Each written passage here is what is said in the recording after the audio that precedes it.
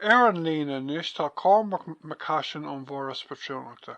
A Cormac fáilte go dtí an tar? Gur míle maith agat a Darren. Okay, a Cormac lé mé ar tuairis punca í le déanaí an méid a dúirt tú maidir leis an easpa Labhair Gaelcholaístí bulblach na hÉireann agus leabhar muid an bhirste gcuin faoin ábhar seo ar raidió hena hain. Bhí tú caiint ar tuairis punca í go mór maidir leis na haine Gaeilge ag an náir le bhéal sa stáit agus ní dóilm gur leabhar muid go mór faoin gnééis seo de polasaí na rinne oideachais riamh. Dóibh siúd tá géisteach líon inniu a Cormac nár lé an talt ar tuairis punca í le déanaí an féidir leat acu a thuirt dóibh faoi cad é an scéal dar libh sa Foras Pátrúnachta? Well, okay, is dóilm é bhunú san scéal ar tuairis ná go bhfuil an fós ar an Gaelcholaíocht ag stoppa. Níl an Gaelcholaíocht ag fós léithí níos mó. Níl scoil na nua ag oscailt, agus maiall ar sin níl an líon ndaltaí ag ardú leis. Sin fáib, atá was héis clein faoi ar an gláir seo go minic hena féin. Tuigeann, golóir daoine saoil na Gaeilge an aibh sin, tuigeann an Roinn Oideachais é sin, ach tá sé seo ina canal Spáine tá an chud tuismitheoirí timpeall na tíre nach féidir an Oideachas lán Gaeilge áil daghaid páistí. So, instant scale déanú chuirsíos ar an chuimhil rudaí ó thaobh na figur ag an mbun leibhéal agus ag an meán leibhéal. Agus cé go bhfuil na figur héis stoppa ag an bun leibhéal, tá casa eile ar an scéal ag an meán leibhéal. Tá fáibán sa chuíos go bhfuil an Oideachas lán Gaeilge ag meán leibhéal, maiall ar polasaí na rinne, nó maiall ar easpa polasaí na rinne. Ag bra ar aonad lán Gaeilge, freastal ar an éileamh ar an Oideachas lán Gaeilge ag meán leibhéal. Mar is olda chud éistóirí, tá fáibanna golóir a buint le héanad. Tá cuid acu nach féidir le gach ábhar a bhúna tú Gaeilge. Ní féidir bun agus baran cin an tomideachas a cinsú, maiall go mbeadh na héanad Gaeilge seo. Sitse, taobh leis an máthair scoil bhéarla, agus nó go cúig fan géad den am, bíonn an máthair scoil bhéarla níos mó ná an taonad lán Gaeilge. Agus chuirte sin, nó mar thur ar sin, móhíonn déagóirí atá ag géire just níos nach le géire seasamh amach, go bhfuil gá acu, nó go móhíonn si go gá acu iompóir méarla, nó go mbeidh daoine ag spalpa asú as Gaeilge leabhart agus é sin ar fád. Agus tá taide déanta ag UCC a léiríonn, an tuiscin seo.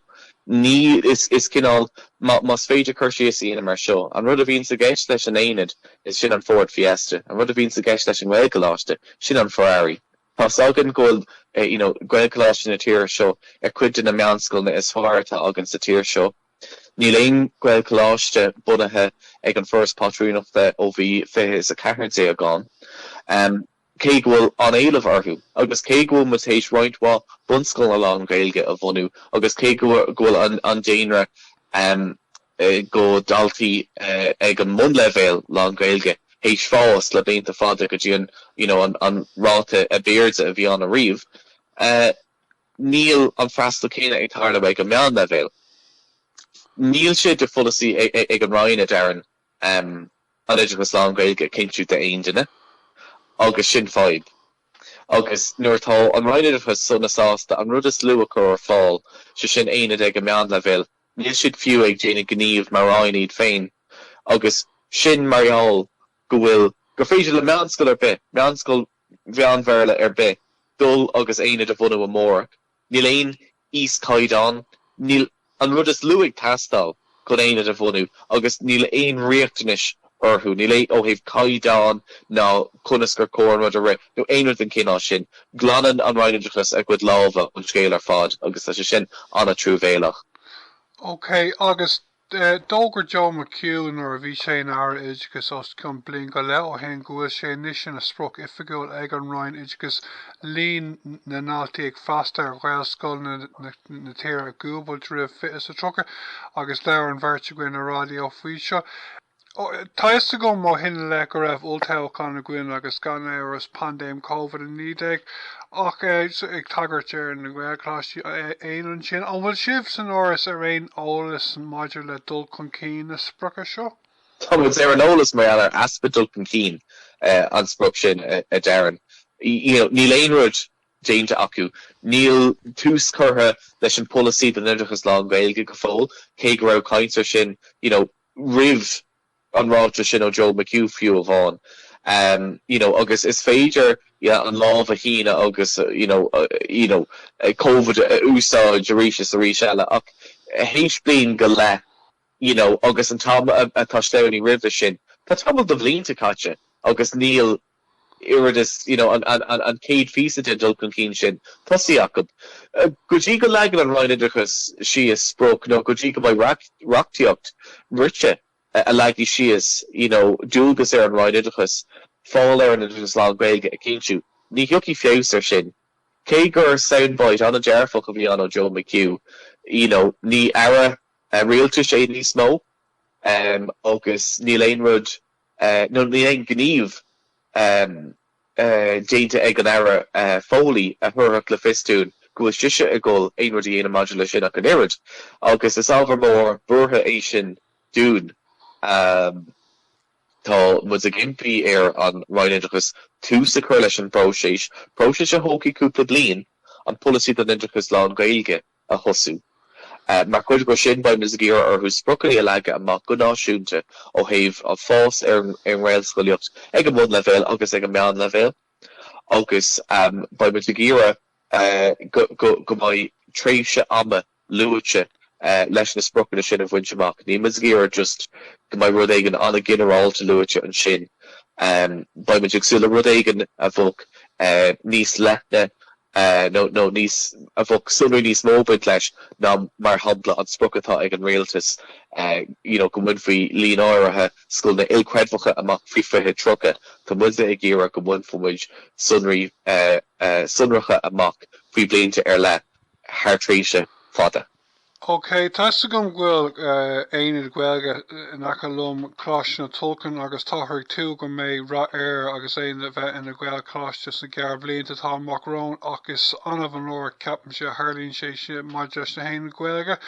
Mar a hagan ahrú ag ar an Roinn Oideachais maidir leis na héana Gaeilge Cormac. Cé bhéid Gaelcholáistí a sílan tú a bheith gcuin rih fios a trocha?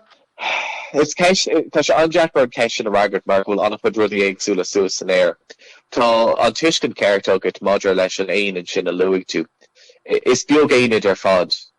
Tá tú an líon éanaid a jumping nó a dás in a Gaelcholáistí a chomh ar aon lámh amháin. Tá sé go eisciochtúil sin. Tá éanaid agan timpeall na tíre atá níos mó an na máthair scoil na Beirle, agus náibatá an níl máthair scoil na Beirle sásta scríle leis na héanaid iompú in na Gaelcholáistí násplácha.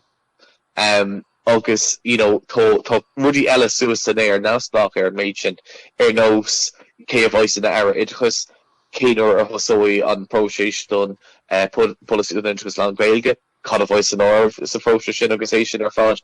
Ach, tá sé anjackar ar an meastáchaí ina marálar sin. Tá annach chuid iartas chuir Jack ag an Foras Pátrúnachta Gaelcholáistí nua a bhunú.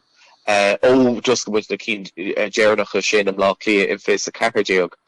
Agus mar higann tú haon go má, nuair genú Gaelcholáistí bhunú le tamátéis an Roinn a thógáil go fada leis an aird cuairt, mar tá sé ansal ar dúine gohfuil an Roinn go ag tepa ar an Roinn a chuid dúlgas a le an Oideachais lá Gaeilge a cholína faoin nach Oideachais. Agus is ceist anna trom cúiseach é sin, but tá go leor suas an air, déití go dtiocfaí fééis a rudaí, déití go dtiocfaí lasú ar an scéal agus go mbeidh deis agan an dul chun cína dhéine faoi mar a bhog barta i polasaí don Oideachais lá Gaeilge a bhog go maith, but a rís tá an ceisisin suas an air, so níor bhana bula faoi thum a thógáil ó thaobh an líon scoilna bhas an fithe tíocha faoi fithe dó ní bheith aon áard amháin. Agus tá sé sin céad faoin géad cinse, ní léon bunscoil na manscoil nua ag oscail ar an bhléon se ógan. So, Sorry. Okay, sin go bra. Just cúpa caiiste Cormac. Luí tú gur thóg sibh san áras an Roinn Oideachais go dtí na cóirteanna. An bhfuil an cás cóirte sin craocna inis? Tá. Agus an rud a hála an sin ná rud a Rialtas Gaelcholaístí nua oscailt im lá cé sé has. Formid cuidhá taki up to formid hartar ein triú den a voti ar fád a bhí rointe idir Roinn Pátrún. But agus cédro míle gur manscoil a bhí bart le míle dalta, ní ra an Roinn Oideachais an scoil sin a scara in a gá scoil, Gaelcholáistí agus manscoil educate together. Dog siad an rud ar fád míle dalta, scoil mean Verland a cuid educate together, agus níl se sin mac galore. So hála an cás cuirtir sin agus tá mar thuir ar an cás sin tá an Roinn déine afreicnú ar cursaí faoi láthair. Ní féidir marrá céin tuair a bhaid ar sin, ní féidir le marrá céin uair a thiocfaí scéal faoi sin ach tá afreicnú ag leibhéil sinseach taobh an Roinn Oideachais ag dul aráig. Okay, is rud mai é sin beidir. Okay, má hagan ahrú ar an Roinn Oideachais agus má hagan deire leis na haon Gaeilge.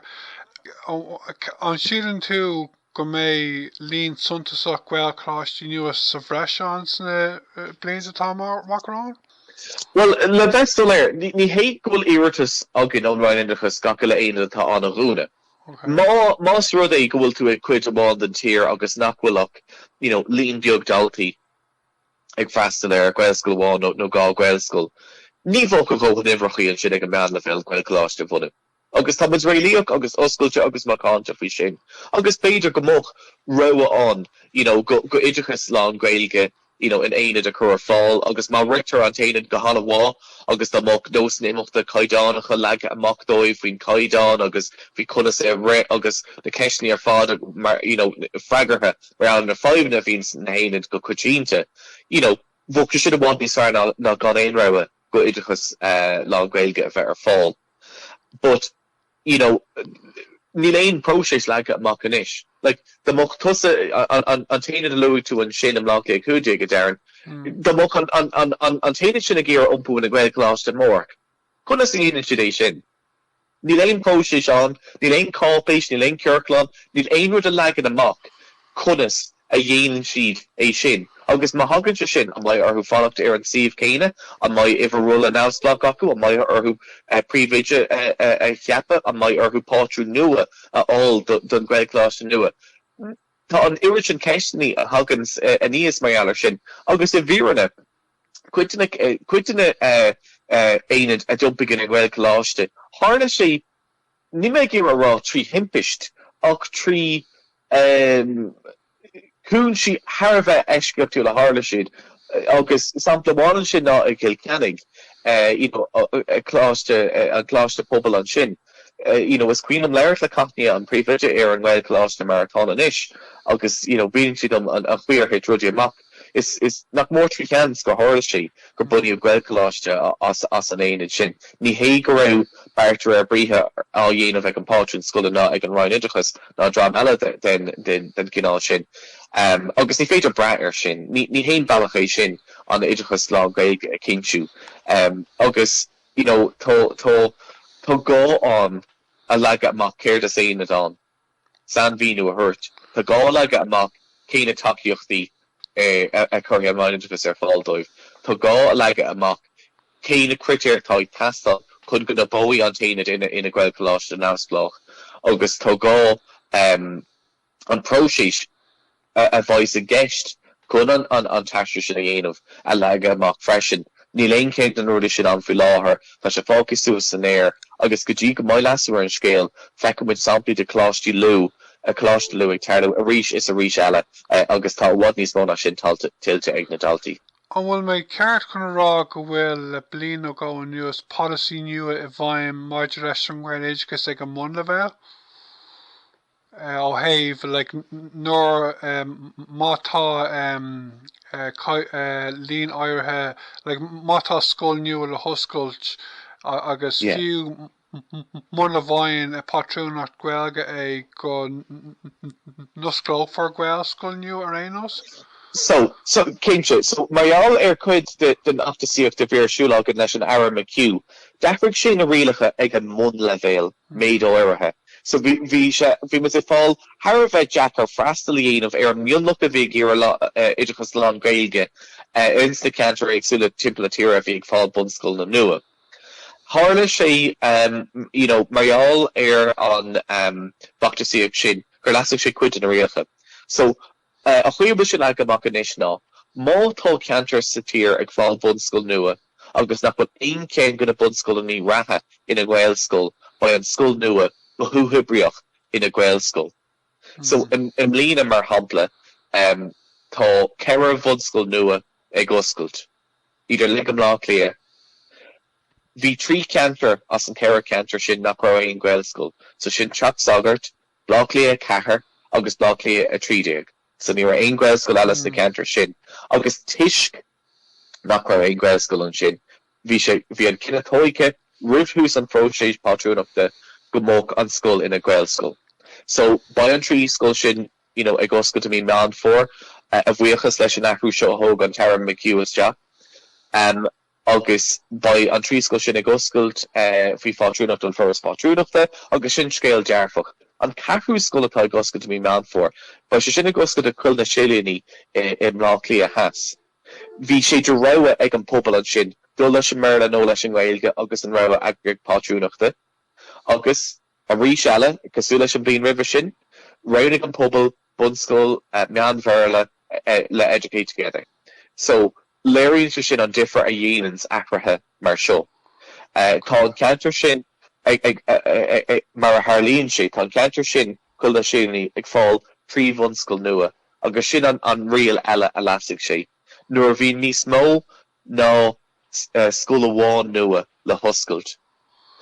Caithfí go mbeidh ar a líd céan amháin den na scoil na nua ina Gaelscoil.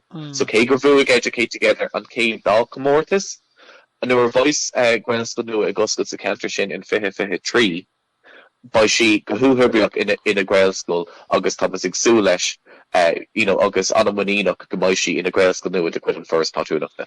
So is scéal mai é seo deirfinn so bhfuil sibh sa tóir ar an polasaí céine ag an náir levéil nó bhfuil rudí sa bhreise bhfuil sibh sa tóir rudí sa bhreistan nó choléint céil?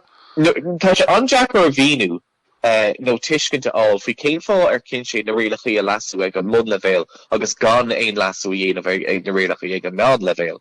Tá an sa láthir don idirchas lá Gaeilge ag an meán levéil níos ísle. Tá mas a caiintear upfin géad mar tá le amach ag méhann sa scéal ar tuairisc ag an mun levéil, ach ní lána 3.6 faoin géad go daltaí meán scoile ag freastal ar ar an idirchas lá Gaeilge ag an meán levéil. So nuair atá an sa láthair níos meas a fós ag an meán levéil, cheapá go mbeidh sé rá gur bhfuil gá níos mó fós na rialacha a lasú ag an meán levéil, ní bhfuair mu é míú a riamh faoi sin agus tá sé Jack ar a creidúint go sin sásta rud amháin a lasú agus nach go sin sásta an rud eile. Ok, tuki mé ras cogad a rís ní bhádíún chun caint faoin easpa Gaelcholaístí in air, just sort of imíonn tú a Cormac luí tú cúpa ó snagla bheith an polasaí idirchas lá Gaeilge an é seo polasaí náisiúnta atá ag teacht a bhaim nó choléint scéal? Cinse, so mar a higann tú féin a d an tháinig an polasaí nua is teach an polasaí don idirchas Gaeltachta. Tháinig sé sin isteach tambal do bhlianta ó hin, chur aon speisialta téimh sig an roinn idirchas ar bun chun fhreastalaíonn ar na scoilna sin, chur takeíochtaí breise ar fáildas na scoilna sin ó héh fear an mhíonú agus é sin ar fád chun an tumideachas omláán a cinsiú. Agus tá an rá ar an polasaí sin. Níl a lehéad de polasaí an chun fhreastalaíonn ar na scoilna lá Gaeilge taobh mu den Gaeltach. Agus tá sé sin tá géir gá le sin. Maar tá muide ag snáhan ag an asa ó héh na ndaltaí teachtas teach. Is nó go sé faoin géad acu teachtas teach gan Gaeilge. Agus chuhínte sin go dúlá níos mó a gceist leis agus go bhfuil na takeíochtaí breise seo ag pastal ó na scoilna lá Gaeilge. So tá muide ag ar a tóbal ar an rá a bhí ar an polasaí don idirchas Gaeltachta le polasaí náisiúnta leis na takeíochtaí in san polasaí nua seo don idirchas taobh mu den Gaeltacht. Agus an bhfuil éon aiseolas feite goibh ó ar ná fóí faoi seo? Níl. Go banúsach níl leis céilte mé le COVID agus é sin ar fad ach níl a méid céine tá sé ceart ará nach bhfuil a méid céine spéis léirethe ag nóir fólaí peúir is cúis leis in san Oideachas lá Gaeilge agus a bhí in san air Joe McHugh a bhí an rugby. Okay.